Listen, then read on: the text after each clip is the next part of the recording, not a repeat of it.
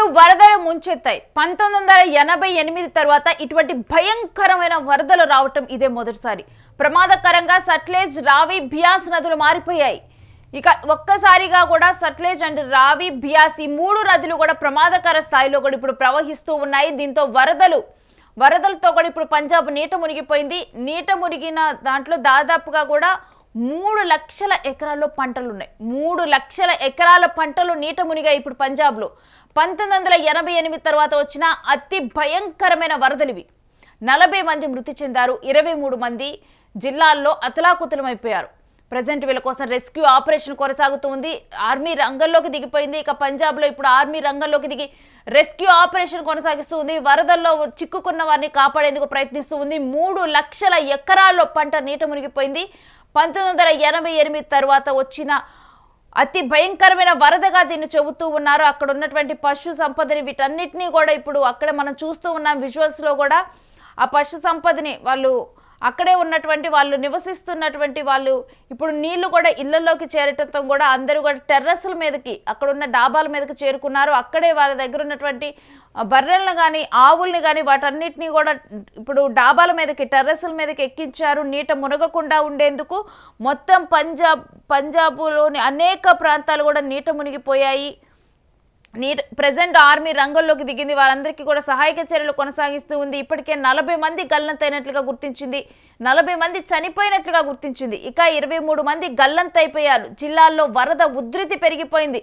మొత్తం కూడా 3 నదులు ఏవైతే పంజాబ్లో ఉన్నాయో 3 నదులు కూడా పంజాబ్ చుట్టూ ఉన్నటువంటి 3 నదులు సట్లెజ్ నది కానీ ఈ 3 నదులు కూడా ఇప్పుడు వరద బీభత్సంగా రావి నది కానీ బియాస్ నదులు సట్లెజ్, రావి, బియాస్ ఈ 3 నదులు కూడా అతి భయంకర స్థాయిలో ప్రవహిస్తూ ఉన్నాయి. ఒక్కసారిగా ఉగ్ర రూపం చూపించాయని చెప్పొచ్చు. ఈ 3 నదులు పంజాబ్ని నీట ముంచాయి. 3 లక్షల ఎకరాల్లో పంట నీట మునిగిపోయింది.